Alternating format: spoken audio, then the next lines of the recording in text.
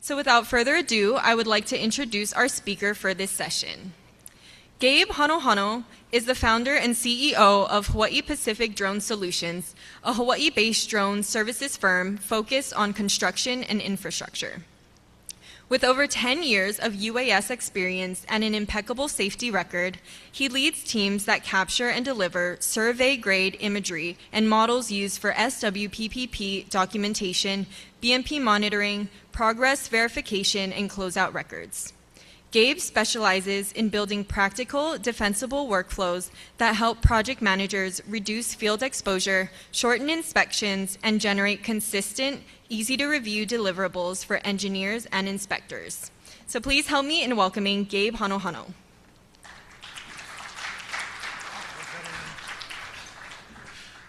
Hello, everyone. All right, everyone can hear me good? I'm going to have a lot to cover, so I'm going to get right to it. Thank you guys for having me. Hello, everyone. My name is Gabe Hanohano. I'm the founder of Hawaii Pacific Drone Solutions. My team focuses on construction, as said, and infrastructure work here in Hawaii. We've done aerial documentation, mapping, stormwater monitoring support for firms across the islands for the last 5 years. Personally, let me get this going. I've been flying drones for more than 10 years now. Our team has worked everywhere from confined coverts, ask SSFM about that, to large active corridors. Supported projects with, again, SSFM International, Bowers and Kubota, Hawaii Air National Guard, and several other Hawaii-based engineering firms. Across all these projects, the same pattern seems to show up. Right? Everyone wants clearer, more consistent records, while at the same time not putting their people at risk. It's an honor today to be invited by HDOT and the conference organizers. We were invited because we heard that the topic of drones was highly requested this year, and to be asked to speak on it has been very meaningful to me and my team. The challenges you guys face in SWPPP, believe it or not, are pretty much the same challenges we encounter on our missions as well. That's why I was invited here, not to pitch services, but to show how drones can make your SWPPP work safer, faster, and more defensible. So, here's what we're going to be covering today. I'm going to show you guys how drones improve your existing workflow, show how drones make SWPPP work safer, faster, and more defensible. Then we'll look at how other state DOTs, just so for those who are wondering, have already proven that these practices do work.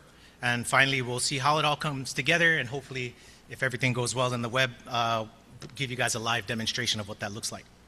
So, you already do the work. Drones simply remove the parts that are risky, time-consuming, and hard to document, without complicating your process or requiring specialized training.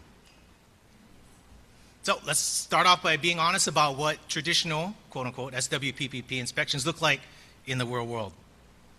So we know you're currently walking miles of active corridor, some of you, not all of you, in 85-degree heat with sun beating down on you. You got traffic whipping past 50 miles an hour on Farrington or Cam Highway, just a few feet away from where you're trying to document that single inlet protection. You're scrambling up slopes that are barely stable, trying to get a decent angle on that sediment basin where your boots are sliding, in loose dirt. And then there's that pure rainstorm scramble, yeah? Where you need to capture everything before the conditions change rapidly. But weather windows in Hawaii don't exactly wait for your convenient scheduling. And here's a kicker. After you've done all that, after all that exposure and effort, the documentation you just brought back is now inconsistent, right? Different angles every time. One inspector took a photo one day, then a different person the next, et cetera, et cetera. Photos that don't quite show what you need them to show. Photos missing the overall context. The records that are much harder now to defend when someone questions your inspection 6 months down the line. Now, I'm not saying traditional inspections don't work. Of course, they obviously do. Many of you sitting here today have been doing this successfully for years. But let me ask you this, what is the real cost? Right? How much time does your crew spend getting to and from the inspection points? How many close calls have you and your crews have had in live traffic? Hopefully none. How many times do you wish you could document something more completely, but couldn't because of access constraints or safety concerns? Traditional inspections work, we all know this, but they're expensive in ways that don't always show up on your timesheet. They cost time, they create exposure, and they produce documentation, let's be honest, that can be challenging to defend when scrutiny comes your way. So here's a question. What if you could keep doing that same SWPPP work you're already doing, but remove the parts that put your people at risk, eat up hours, and leave gaps in your records? And that's exactly what we're going to cover today. And then after, I'll show you a real project, a little older, but it still applies, where drone coverage solved those exact challenges. But first, we'll talk about how drones improve what you already do. Oh, I'm already there. Right now, I want to make this crystal clear right from the start, especially with today's environment, what's going on with two letters that we don't like saying out loud. Drones don't replace your expertise. They don't replace your judgment, you guys sitting all there. They don't replace your knowledge of what needs to be documented and why. What drones really do is amplify all of that. Think of it like this. You wouldn't ask your surveyor to stop using a total station and go back to chain and compass. Who wants to do that? No? Okay, right. You wouldn't tell your engineers to ditch CAD and go back to drafting by hand. The expertise hasn't been changed. The emergent technology just makes the expertise more effective, more efficient, and frankly, in this use case, a whole lot safer. So let's talk about that. This is where drones shine the brightest. Again, back to that real-world situation. You're documenting your BMP along Cam Highway, big rigs going by you 60 miles an hour. You don't want your crew looking over their shoulder when they're trying to do that inspection because one driver came over into the shoulder. I'm not going to comment about our drivers, but we know what we're talking about. Making sure that our crews are safe. So now picture this instead. You launch a drone from a safe staging area, maybe a closed lane, a nice parking lot on the side. Your crew stays behind those cones, out of the lane, completely removed from traffic. The drone stays in a systematic pattern, which we'll see in a second, along a corridor where your team watches the live feed on a tablet, and you're reviewing every roadside BMP, every inlet, every check dam, every silt fence in crystal clear detail from 50 feet up. My apologies, I should have stepped closer. You can see sediment buildup, fence tears, and even missing stakes, all while your entire crew stands in a protected zone, never taking a single step when you're moving traffic.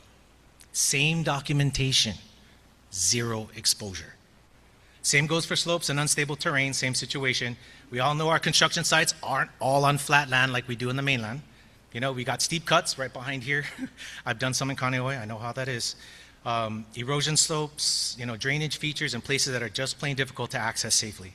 Again, with a drone, you can assess these areas from stable ground, no scrambling, no slipping, no wondering if that loose dirt's going to give way, or while you're trying to get close enough for a photo, your crew stays on solid footing. Right? The drone keeps collecting that valuable data and documentation. Safety is critical, but let's be honest, time is money, and time matters too. So you have a ground crew going, that 40-minute walk that was a 40-minute inspection now can become a 5 to 10-minute flight for a drone. Half-day inspections right before lunch, maybe after, done in 30 minutes. And here's the key. You're not cutting corners, you're capturing more, not less, right? Large project with drainage areas spread across acres, one flight. Oop, go back. One flight, complete coverage. These are complete coverage. Oh yeah, so complete coverage. What you see already on the screen, I'm going to segue into this a little bit. Those are 3D camera icons showing exactly where the drone has taken a photo over the site. This is about 17 acres. We'll talk about this in a second. So what you can do is that the drone can fly a pre-programmed route that captures every square foot of your project. It's not guesswork. It's not hoping you guys got everything for that BMP when you guys get inspected or when you get that audit. It's a methodical documentation that ensures nothing gets missed, all while the clock is running in your favor. And on that same note, that methodical documentation is the perfect segue for this benefit, consistency. So look at those blue dots, right? This is the 2D version of the previous slide. Each one marks where the drone has captured the same image across the site. That overlap you kind of see a little bit, that's actually done on purpose. That's not the drone just doing something funky. Those are all purposeful and planned out. And here's why that matters. Traditional ground inspections introduce variables, every time.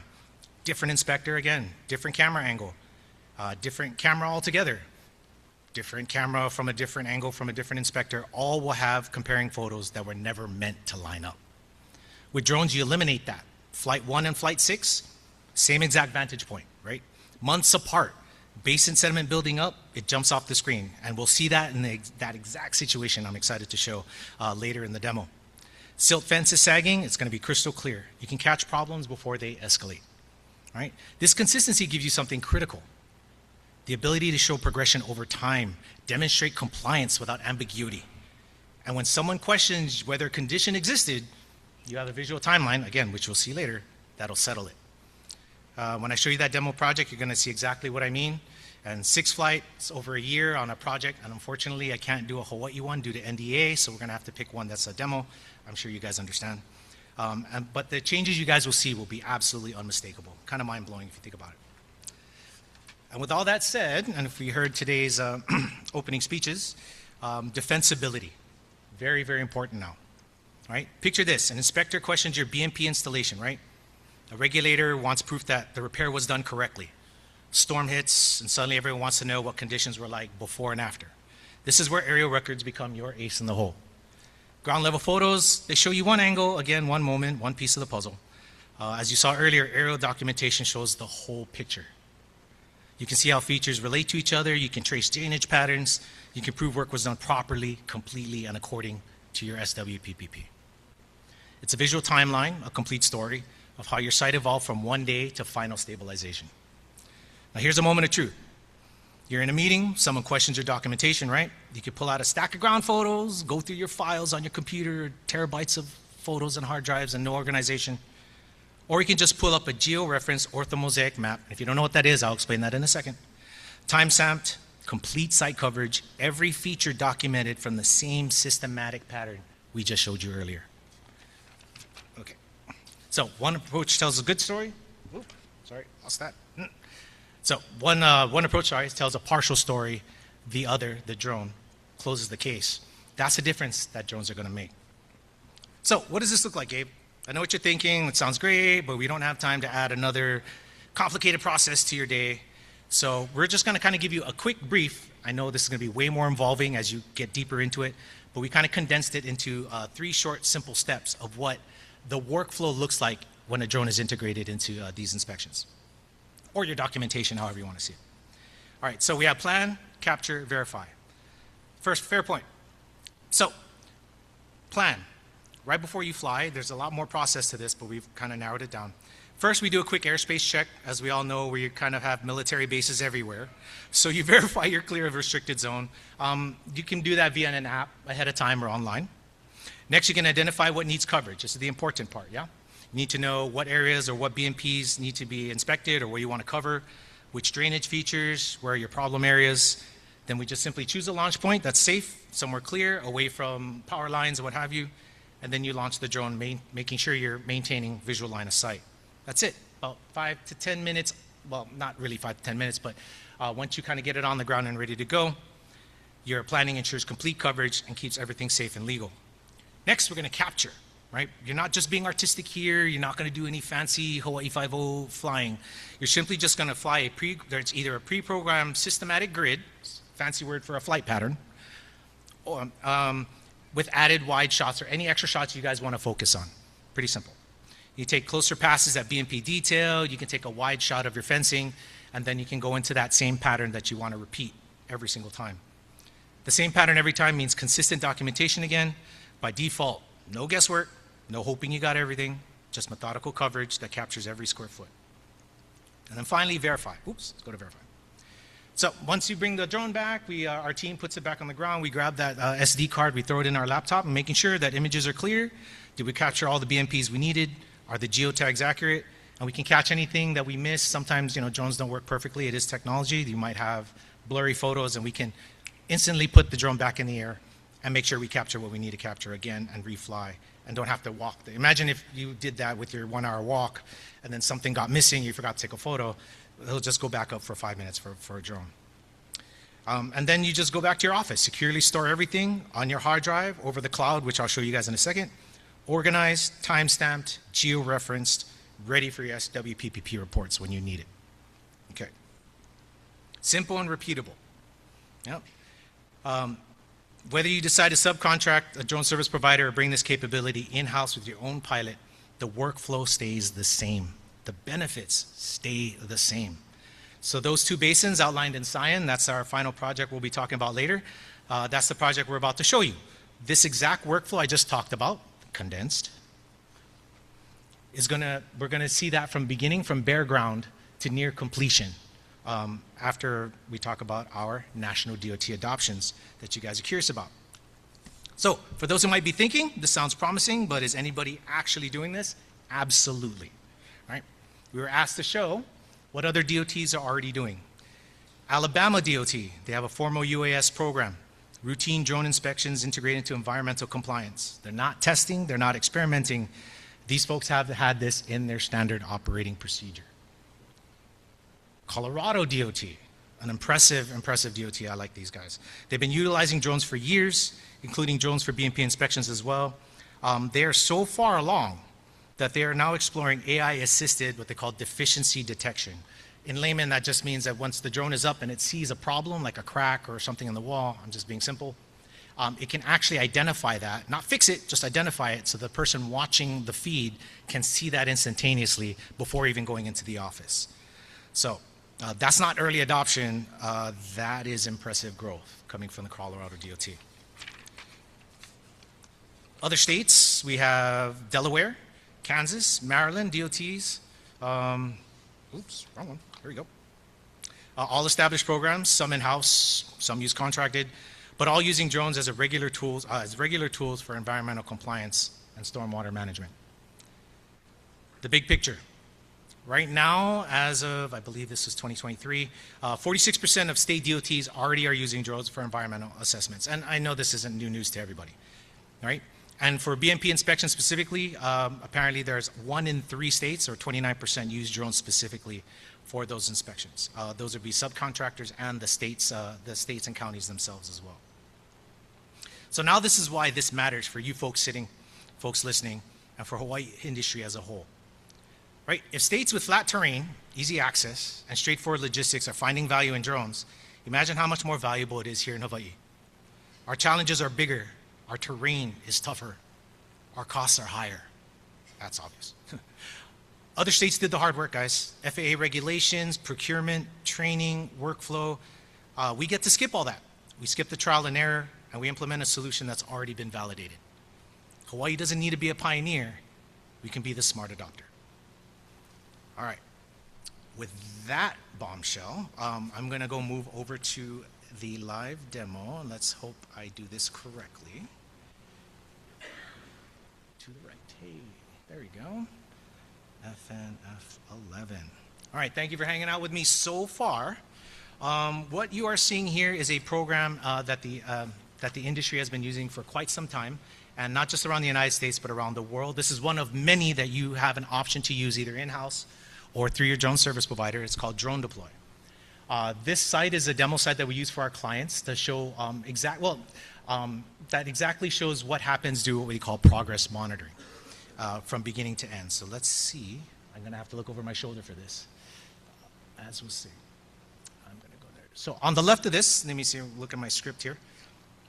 On the left, you can see this is the timeline of all the flights that the drone has flown. So there's 6 flights, and I know it's an old number, but the only difference that you're thinking in your head right now, oh, it's old, Gabe, but the foundation and the technology has only grown better in terms of the drones themselves. They can take much more detail, but the foundation on the software is still the same, right? The documentation hasn't changed. Like we said, your expertise doesn't change. 6 flights over a year and a half starting in August, and we'll go ahead and start there. This is done on the web, by the way. Everything's in the cloud. Those images we talked about, we'll get to that in a second. Don't mind all the icons. We can talk about that a little later. But what I'm going to do is introduce it from the beginning, and this is phase 1, pre-construction. So this is bare ground, existing vegetation, and don't mind me, I don't normally do this on a trackpad. Natural drainage patterns. This is your baseline that you can put up when you're about to start your project. So this is that orthomosaic I told you guys about. It's essentially, this could be dozens, hundreds, or maybe even thousands of pictures that on the cloud will be stitched together to make this orthomosaic map. Kind of like Google Maps, but way better and not as old. It's not old data. Unlike regular photos, every point in this image has real-world coordinates. So what that looks like, if I can see it, I cannot. But that's fine. We'll try to get there in a second. And then for you hardcore data geeks out there, it's really neat. Let's see if this fills up. And with the click of a button, you can pull up a full elevation map showing exactly where your water wants to flow even before you break ground. This is most software does this. I just wanted to show this off because I'm a tech geek. This is where you can place your basins, your BMPs, and your drainage features, all based on actual terrain data. And again, not guesswork. And I'm pretty sure that PM thought about this when we get to our time jump 2 months from today, or 2 months from that date. Again, you're seeing this in seconds, guys. If someone says, hey, what did you guys do 2 months later? One click, your team now gets to see what's going on. As you can see, and by showing that elevation map, it looks like they made the right guess. We're going to go ahead and put those 2 basins right there. So this is 2 months after. Go into my script here real quick. So we're in October. The basins are clearly defined now, right? You can see both excavations complete, the grading work done, and you can look at that sediment pattern. Already some of you are like, I see something. You can see that right there. Some things are happening right there that are of some concern. Let me turn off this overlay so you guys can kind of see that. You can already see some issues happening. It looks like they already had a water event. And right there again, just by one flight alone, you're starting to identify problems and issues and concerns without having to wait 1, 2, 3, 4 days for an inspector to go and do their thing. And on top of that, we have for you, hopefully it loads, and I can able to navigate it, a 3D model of this same map. Now, I apologize, I can't zoom in right now because the trackpad's kind of weird, but I'm sure you guys get the point, right? This is what gets interesting, right? I can rotate this 3D and see the actual depth of those excavations that just happened. We'll see more of this later. This is the courthouse. Oh, I apologize, I'm going to back up. This is a courthouse build in Texas that is used as this demo because it covers everything that can have, especially with SWPPP. And we decided to do this last minute because those 2 basins, once we get to the end, hang on, because it does get very, very interesting, especially in terms of compliance and those audits that you guys are all worried about. Or not. So again, we're in 3D, yeah? So this is not an illustration, guys. This isn't something that's just made up. That's actual measured elevation data from drone imagery. We call this photogrammetry, right? This is what I mean about documentation that goes beyond photos. Even though it's grayed out right now on the right side of the screen, pretty much all the programs now, you can take that same data, make measurements. Accuracy, we'll talk about that in a second. You can make generalized measurements, you can take notes, you can take annotations, all of that, and invite your entire team to take a look at that, your inspector, or anyone who's doing anything into this program, so that way everyone is on the same page all at the same time. All right, let's get to the fun part. Phase 4. 1, 2, 3, 4. Is that phase 4?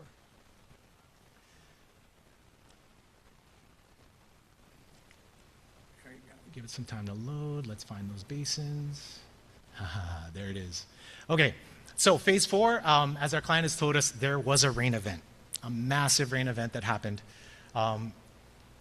right before this capture was taken, and some of you are already seeing it. Remember how clean it was before? Anyone see what's happening now? Looks pretty bad. It kind of looks bad, but let's go ahead and go into the 3D model. Hopefully I can catch it. If not, I can do another cool thing. Probably not. Sorry, guys. I apologize. You know what? I'm going to do another kind of cool feature. So we're on phase 4, and let's go ahead and look at where we were in October, right? Remember when it was really clean? If I can find it. This is what it feels like when I'm watching a presenter not knowing what they're doing. Okay. All right, so there's that basin on the right. This is actually a better way to present it. So we talked about this earlier. Yeah, it looks nice and clean. Let's just say we'll call him the sub. The sub did a good job. Now you can see what's going on. In fact, I'll zoom in a little bit better. In fact, it's not clear because the internet's not loading it. So you can kind of see a little bit of runoff already happening, right? Right here in October, 4 months later. You can, I can see a little bit of issue here, of course. And this. Again, this is stitch photos. I know I'm skipping a lot. But right there, if some of you, I can see some aha moments coming up in your head that like, hey, you know, if we had this documented or somebody comes up to you in October like, hey, what's going on here? You go to your sub and say, we need to take care of this, guys. I don't know what's going on. Actually, I need to move this to the right a little bit more. Keep this in mind as I continue because it gets better. In good ways. It gets better in good ways. All right, moving on. Almost done. We're going to jump all the way to the final, near final scan, phase 6. Not quite, I'm going to get rid of that annotations so you guys can see clear. Amazing, right? We just went over a year's time in literally 5 minutes. So now you guys see this is close to final stabilization. you see the left basin had a water event. Let me see if I can get into 3D. I'll try it one more time. If not, then I'll just stay away from 3D. Aha, perfect. Let's see if I can get you guys. There you go. Aha, so you can see some of the installations that came in, right? There was a plastic tube there, and now we have a culvert going. Water's already, so it's doing its job. However, and this is, this is November of 2018, so now it's been a year and 3 months. Some of you already saw it. Look at the lower basin. Again, you think your ground crew can cover that? You think your ground crew could, yeah, they probably would have covered it if it's up. Now, your inspector comes and says, hey guys, this looked good last year. Ooh, June, ooh, that doesn't look good either. Let's go back to that February one. You talk to yourselves like, look guys, we asked you to take care of this. Inspector says, hey, Prime, take care of this. Inspector comes over and sees that. Sees this. Very impactful, yeah? Very, very impactful. And with that said, let me go back into my script because I went off script pretty good. So again, 6 flights over a year. Same systematic coverage every time. And I'll illustrate that one more time before I go to kind of hit it home. Hopefully I can get that going. You guys want to know what that looks like when the drone covered it? Boom. Oh, those same blue dots, if I can tap it. Well, you get the point. I don't know why it's not being compliant. But that pattern you see with those blue dots, that same pattern, over a year and 3 months, every single time, captured what happened in that basin. And you can either hold those accountable for your stakeholders or address the stakeholders and let them know what happened. So essentially we talked about that workflow. So over those 6 flights, again, we plan, we capture, we verify, we go back, we have that all processed, and then now you have that defensible SWPPP documentation you can throw out there whenever it happens. And that, yep, that's what the drone documentation does for SWPPP compliance. Let me go back into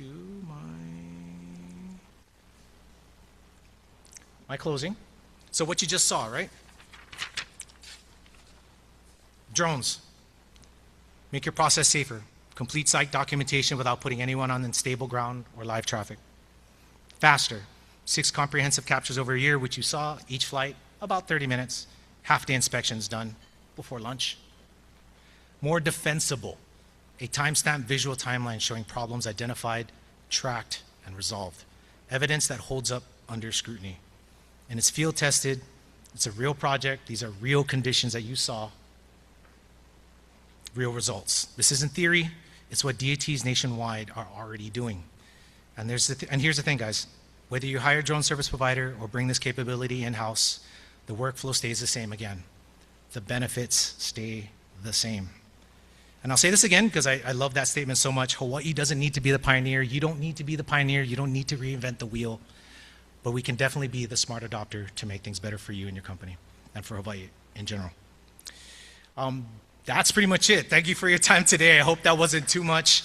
If you have any burning questions, I guess I can handle it now or at my table at the glass ballroom. I'll hand it off to our moderator. Yes, thank you, Gabe, for your presentation. We are now going to open up the Q&A portion of the session. So if anyone in the audience has questions, please raise your hand and we will give you the microphone to ask your question. Good morning, Gabe. Thank you for that presentation. Can you share a little bit more about your experience with FAA, dealing with the FAA, and also pilot's license, Part 106 or 107, pilot's license, and driving over roadways or populated areas? Would like to hear a little bit of your experiences. Thanks. Wow, that's a zinger for a question. So he asked, what our experience as a company with the FAA. To be honest, it's actually been fairly good. When you're dealing with, if you guys are flying, if any of you are flying or have teams that fly, the biggest struggles that we've encountered, of course, is near military bases and near the airports. We've gotten some, well, if you're new to drones and how it happens, you can't, even though my presentation showed, oh, you could just pick up the drone. Yes, you technically can. But there are certain spots around the islands that you need to get what they call certificate of waivers. That's done online. Give it about a month, trust me. And with the recent shutdowns, it's been even more difficult. Now, am I going to say that everyone's following the rules and taking off when they're not supposed to, maybe a mile away from Kalaloa Airport? No. But if you decide to do those things to get things done, I'm not here to police that. But in general, we try to do everything, you know, top shelf. And FAA has been responsive. Even during the shutdown, we had 2 approvals. It might not be as high as you like. As for certifications, if you guys are deciding to do this in-house, I like to put it this way to my students, my flight students. If you're going to put up a drone and put someone behind the sticks, treat it like a CDL for drones.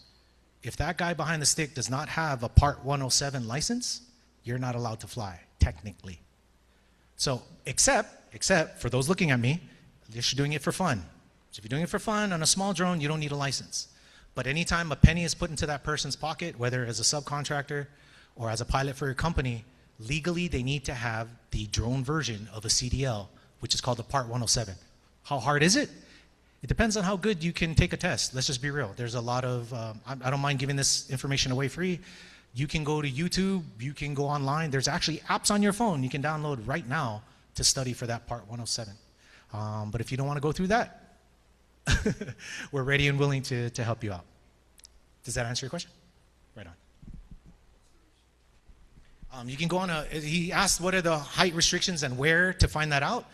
Go on your phones, look up flight control or air, here's a good one, Air Aware. It's a company called Aloft that we have a relationship with. So Air Aware, or any app actually has airspace checks. You can actually put your finger on something and tell you. So I can't answer that because everywhere is different. They also have temporary flight restrictions like what happened with Lahaina. Sometimes the government can put up specific spots that you cannot fly.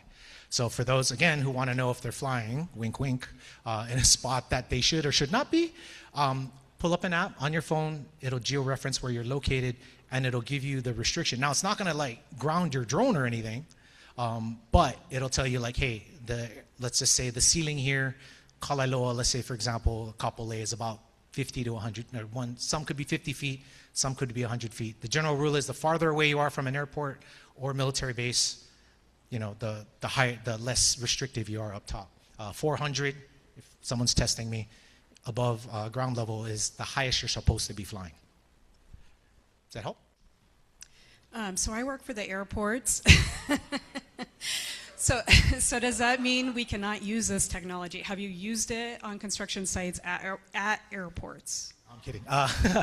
We were asked from, I think it's Goodfellow, to do a survey at the Lihue Airport. Of course, we have to. So the quick answer is no, we have not. But we were very careful to try to work. The construction company that was trying to hire us thought we could just take off. I'm like, it's right in front of the landing strip. So something like that would either had to have been conducted at night when there were no, my assumption would be no flights whatsoever. But our main goal, of course, is to never disrupt operations at all. So no, but if we were to be called in for that, we will want to work directly with obviously air traffic control and to get that done. That sounds very sketchy, very scary, but if planned out correctly, I don't see how we can't do that. But those states we talked about in the past, I believe a lot of them do it at night because there's no flights. But no, we have not, and I am not busted, thank goodness. Can you use the drone to deliver like a pesticide or herbicides or concrete bags or something like that to a remote location like a helicopter, or not quite? There are payload type drones that could do that. Again, same regulations, make sure your pilots. With chemicals though, there is a separate waiver and a separate certification that needs to happen for your pilot. We were asked that, we'll talk later at my table if you want. A gentleman was asking about that. Payloads can be done with drones. It all depends on the capability of the drones themselves. But again, I think the more important answer to that question, yes, it can be. Agriculture does that all the time. But with certain chemicals, the pilot needs to have a separate certification. And I believe also the drone needs a separate certification for chemicals. Does that answer your question? Cool. I was just wondering, for your example, with an inspection that was, say, 40 minutes would take 5 minutes for a drone, what's the time frame that it takes to set up that flight path? I would love to demo that because that same program you guys saw can help with flight path planning. It all depends. If it's a perfect square, like a square, it'll take a few minutes to do done online or on the controller. If it's just a simple grid like you guys saw, I can say that demo I gave you guys, I can set that flight lawnmower pattern as we use in the industry easily within 5 minutes. Now, that's just the set of the flight plan. All the other specifics like how high, how frequent, how big the overlaps, that takes a few more minutes off of that. Now, it's not always that easy. I've been doing this for years. That can be done online doing whatever software you guys choose to pick. Companies like DJI or other, mostly all enterprise drones have in the controller themselves flight planning that you can do as well. So again, it all depends on how big the site is, how complex it is. But if it's something flat and pretty easy to get to, it doesn't take that much time at all. I was just wondering if you've used it for drain pipe inspections. And what is the smallest size drain pipe? Oh, that was a good one. Are you from SSFM? Okay, no. I have a video. This is kind of a side tangent. Our first big contract was with SSFM International to send in a tiny drone into a 30-inch culvert. The visual data was great, but DOT, I forgot, I wonder if he's here today, asked, hey, can you tell us, how far you went into the culvert? Trust me, I was sweating bullets trying to, tiny micro look at it. It was great. But the technology of the drone I was using couldn't capture length data, XYZ, where it was at. There is a drone that does do that. It's called, you come to my table, I'll tell you which company does it. It's about $35,000, and it has a cage around it. There are specific drones that get sent into culverts specifically safely. Does that make sense? Cool.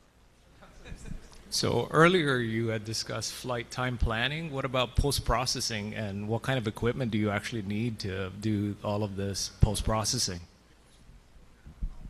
So we asked that the demo we just had with Drone Deploy, that just doesn't happen magically, right? You need to upload that to a software. Again, it all depends on the data. I'm going to move over here. The processing takes about 2 to 3 days on the cloud. We're processing thousands of photos, though. So if that sounds like a lot to you, that's actually not. Especially if you want to do 3D models and such. Typically, we don't have models that big with the clients because Hawaii is small, so we have smaller projects. So on average, let's say that site up there that you just saw, that took a day. We sent it to the cloud that afternoon. Should take about 5-6 hours before we get the notification that, hey, your map is ready. Go check it out. So yeah, the quick answer to that is it depends on how much data we're sending over. It's as simple as just going to the cloud like your Dropbox, dropping it in, and then letting the cloud do the rest, as long as you have a strong internet connection. Yeah, if you have any more questions for Gabe, you can see him at his table.